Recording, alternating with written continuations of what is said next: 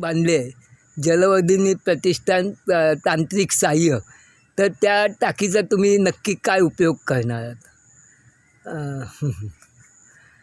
म्हणजे शेतीकरता उपयोग करणार आहात की झाडं म्हणजे झाडांकरता उपयोग करणार आहात की कसं काय म्हणजे असं? ही असं. टाकी जी बांधली आहे अतिशय सुंदर टाकी बांधलेली आहे आणि या टाकीचा उपयोग त्याच्यात तर पाणी साठवणारच आहे, पण झाडांना पाणी देण्यासाठी सोनुर्लीमध्ये अतिशय पाण्याचा प्रॉब्लेम होतो उन्हाळ्याच्या दिवसात. तरी टाकी बांधल्यामुळे खूपच आम्हाला आता सोयीचं होणार आहे. आणि सगळी आमची जी आंब्याची झाडं आहेत त्या झाडांना या टाकीतून आम्हाला पाणी देता येईल. टेक्निकल जलवर्धिनी संस्थेचे खूप खूप आभार.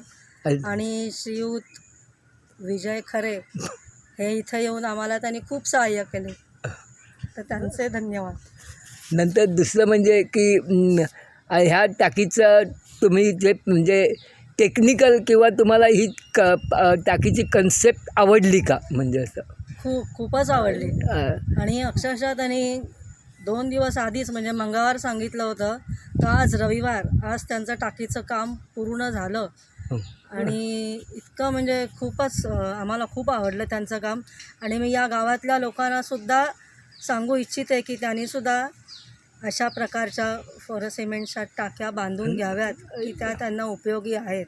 बरोबर. खूप मनापासून परत धन्यवाद. आपण आत्ता रवींद्र खरे आणि सौ मेघना खरे यांच्या सोनुर्ली सावंतवाडी येथील बागेमध्ये फेरोसिमेंट टाकीविषयी त्यांचं मत जाणून घेतलं.